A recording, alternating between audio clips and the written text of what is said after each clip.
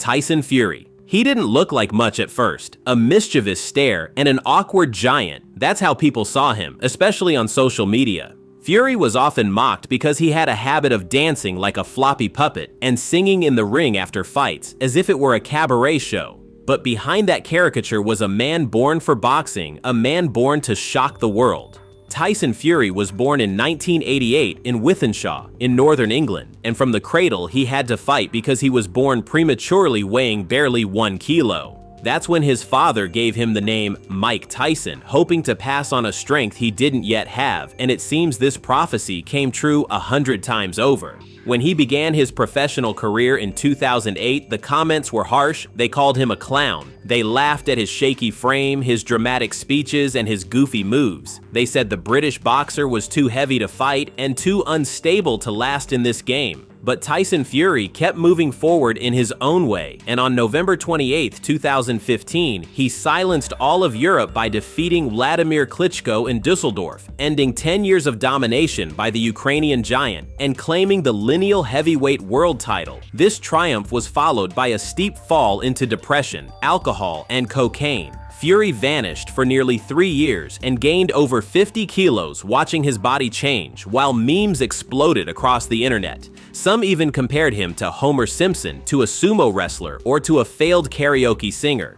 But in 2018, he returned transformed after losing all the weight and then faced Deontay Wilder in December in a titanic clash that he finished on his feet despite a brutal knockdown in the final round. That moment became legendary as Fury rose like an apparition, leaving everyone in disbelief. He then destroyed Wilder in February 2020 in a rematch as brutal as it was strategic and won their trilogy in 2021. Proving he is one of the greatest heavyweights of the century despite all the memes, all the criticism, and all the prejudices against him. Deontay Wilder. There are those who learn boxing in a school, and then there are those who discover it out of necessity, and Deontay Wilder belongs to the second kind. He didn't dream of golden gloves, he just needed to feed his seriously ill daughter, and that vital need pushed him to put on the gloves at 20, which is late for this sport. From the start, people laughed because his punches were wild, his footwork unsteady, and his style anything but traditional. He was quickly nicknamed Windmill Wilder, and memes compared him to a drunken brawler. They said he couldn't beat a serious boxer and mocked him for his dramatic interviews, his animal-like screams, and his bizarre lines like when he said he wanted to kill a man in the ring.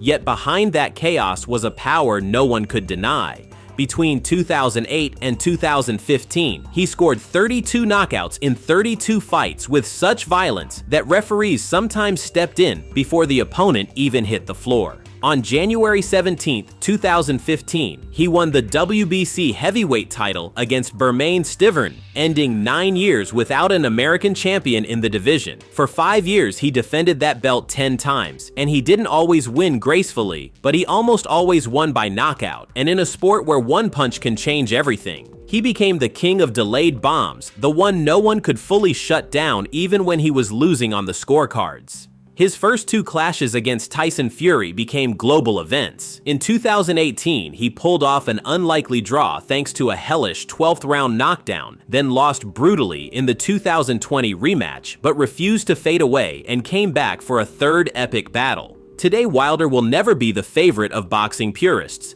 but he is a living legend for proving that raw rage can silence laughter, that a meme can hide a real monster, and that you can write your own story even without the right tools. At the start, Jake Paul. When Jake Paul first showed up on boxing's radar, it was under the neon lights of the internet, not the classic arenas. He was the prankster YouTuber with a loud mouth and a flashy look, mocked for his wild videos, his beefs, and his ego in a world that didn't want him wearing gloves. At first, everyone laughed. Boxers, journalists, even the fans. They just saw a megalomaniac influencer trying to make noise fighting basketball players and MMA retirees, which earned him the nickname Clown online as people mocked his style and big mouth. They said he had delusions of grandeur, and every week memes about him flooded Twitter and Instagram. But while others laughed, Jake worked, he trained every day like he was preparing for a world title. He hired real coaches, built a pro routine, and studied old fights taking notes.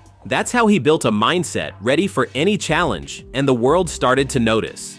In November 2020, he knocked out Nate Robinson with a single punch, and people began to reconsider. Then he beat Ben Askren and Tyron Woodley, two respected MMA veterans. And when he fought Anderson Silva in 2022, one of the UFC's all-time greats, he surprised everyone again by winning on points with discipline no one expected from him. Bit by bit, Jake Paul became a brand and a ticket-selling machine because the former YouTuber drew in a young audience that had never watched boxing before, and because he spotlighted Amanda Serrano, helping her get unprecedented purses in women's boxing. He later founded Most Valuable Promotions to shape a new era of sports entertainment. Even his loss to Tommy Fury in 2023 didn't stop his momentum. On the contrary, it gave credibility to his journey because he stood toe-to-toe with a real undefeated boxer in a proper 8-round fight with everything on the line. Butterbean. When Butterbean first stepped into a ring in the early 90s, the mocking smiles came instantly. His belly spilled over his shorts, his head was shaved, and he had a chunky figure. Everything about him screamed comedy act, and yet this 130-plus kilo man from Alabama hit harder than many reigning heavyweights. He didn't come from the refined world of golden gyms. Butterbean began boxing in Toughman contests, those local tournaments, where guys fought with no finesse for small cash prizes in sweaty shouting arenas. That's where he learned to hit and take hits. That's where he won his first fights by knockout. When he turned pro in 1994, few took him seriously, especially since he didn't have the body or the form of a champion. What they didn't see was the raw power that could drop a man cold. With one hook, he piled up wins stacked knockouts, and his fights became attractions, his clips looping on cable TV. The memes came fast because everything about him seemed extreme, from his weight to his knockouts to his interviews. He earned the nickname King of the 4-round fights because his whole career was built around these short, explosive bouts suited to his limited cardio. But in those 4 rounds, Butterbean was a storm. He fought everywhere, in the US, Japan, and Europe. He shared cards with wrestling stars and even stepped into the WrestleMania ring against Bart Gunn in a moment fans will never forget. And it didn't matter that he wasn't a classic world champ, his record spoke for itself. 77 wins, including 58 by knockout, and a devoted fan base who saw him as a real fighter without pretense. Butterbean never claimed to be anything but a brawler. But he's more than that. He's a symbol of someone mocked by everyone except the ones he knocked out, a guy who turned his difference into a weapon and who found his place in a ruthless sport without ever cheating. Naseem Hamed. When Naseem Hamed stepped into the ring for the first time in 1992, everyone held their breath because he didn't walk, he didn't float, he didn't strike. What he did was explode. His fighting style was all improvisation, as if he were dancing on a wire between genius and madness. People quickly mocked him because he did everything to steal the spotlight with his theatrical entrances, and because he taunted his opponents before the fight even started. The memes came instantly. They called him the clown of the ring, the cocky little guy, or the one who'd fall the moment he faced a real fighter. Some said he talked more than he punched and would never have the discipline to reign since his moves were far too risky. But soon reality caught up with the mockery, because Naseem didn't just put on a show, he was a killer between the ropes. He hit hard and knocked down seasoned opponents with punches they never saw coming. His style was unique. Low hands, impossible angles, chains of dodges, and above all, a sharp hunter's instinct. In 1995, he became the WBO featherweight champion and began a reign that would transform the division for years. He beat Steve Robinson, Tom Johnson, Kevin Kelly, Wilfredo Vasquez. He beat them all with almost insolent boldness, and with every win his fan base grew, and the criticism faded a little more. In 2001, he lost to Marco Antonio Barrera in what would be his only defeat, and that fight ended the aura of invincibility, but didn't take away from what he had accomplished. He ended his career with 36 wins, including 31 by knockout, and only 1 loss, which is remarkable for a featherweight Andy Ruiz Jr. When Andy Ruiz stepped on the scale in June 2019, the cameras laughed. The commentators mocked his body, and the internet exploded with memes. He was immediately compared to a guy fresh from a buffet and called the Snickers champion. The overweight boxer at that time seemed to have no chance against Anthony Joshua, the undefeated muscle-bound king of the heavyweights, and the experts predicted he'd be crushed. But behind that round body was a story of work and heart. Andy Ruiz grew up in Imperial Valley, California in a family of Mexican laborers and started boxing at 6 hitting sandbags hung in the garage. He never had the ideal physique, but he always had fast hands and a steel mindset. Before facing Joshua, he had already fought Joseph Parker in 2016 for a world title and lost by a close majority decision, but no one remembered that.